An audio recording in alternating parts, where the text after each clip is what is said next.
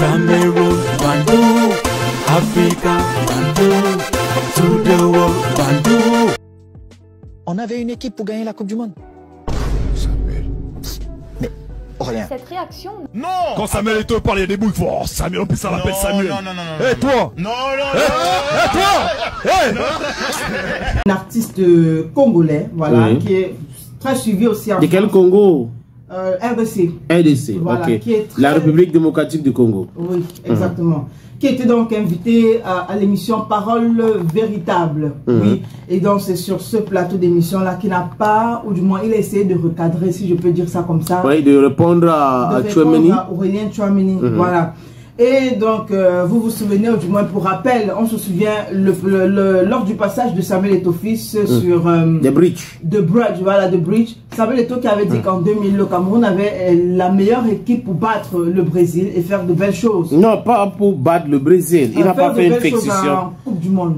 Il n'a pas fait une fixation sur le Brésil. Il a dit que le Cameroun avait une équipe formidable pour gagner la Coupe du Monde. La Coupe du Je crois Monde, que voilà. c'est de ça qu'il était question. Et vous vous souvenez, Et Tchouameni avait dit, ah, Samuel, oh, non, Samuel. Voilà, donc on se souvient, je ne sais pas si on peut oublier, on peut oublier cette réplique d'Aurélien Tchouameni. Oui. Donc, Noah Lonsi sur le plateau de Parole véritable n'a pas oublié cette partie d'Aurélien Tchouameni. Il est donc revenu sur cette réplique d'Aurélien Tchouameni en lui disant, hey, oh, toi là. Bon, une façon de lui dire que mon petit, à l'époque, quand Samuel jouait, tu n'étais pas encore, du moins, tu n'avais peut-être pas idée que toi aussi tu allais devenir joueur et même peut-être grand footballeur. Ouais. Donc il faut dire qu'après cette sortie de Noah Lonsi, il y a Kylian Mbappé et Ousmane Dembélé qui ont également, ou du moins c'est la nouvelle formule aujourd'hui, célébré leur but avec le geste de Noah Lonsi sur le plateau de cette émission. Donc quand ils ont marqué leur but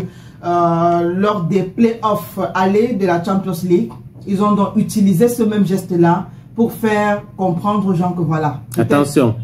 Quand le grand parle, il faut écouter. Quand le 9 parle, c'est le 9. Dembélé a fait ça. Si vous ne le respectez pas, attention, c'est quand même le 9 qui a parlé, donc respectez le 9. Mbappé a fait exactement la même chose. Et Mbappé envoie un message au haineux là, le batteur, comme pour dire que, parce que les gens ont prétendu qu'il avait un problème, il est arrivé au Cameroun, il n'a pas rencontré le 9. Est-ce que le 9 était là? Est-ce que son programme prévoyait de rencontrer le 9? Non.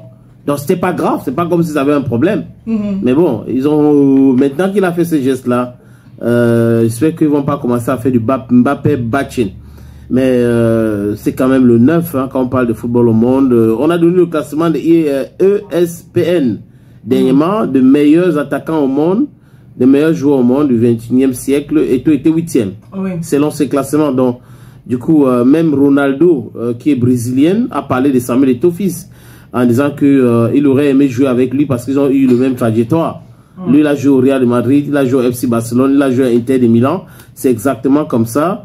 Eto'o a fait le Real de Madrid, Eto'o a fait le Barça et il a fait aussi l'Inter de Milan, mais beaucoup plus encore. Voilà, c'est important. Quand le grand parle, il faut écouter. Et pour ceux qui ont suivi ou suivaient l'équipe nationale du Cameroun, et ils vont affirmer que c'était pas la blague. Parce que le Cameroun a gagné la CAN en 2000. La Cameroun a gagné la médaille d'or olympique en 2000. C'était une équipe de guerriers. Le Cameroun a gagné la CAN en 2002.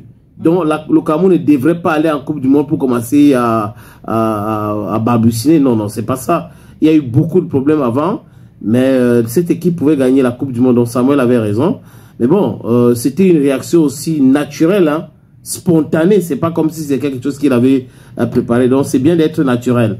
Aurélien Tchouameni a fait ces gestes-là.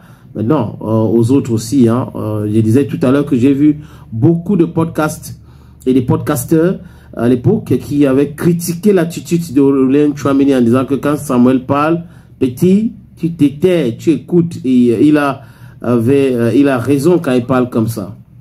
Voilà.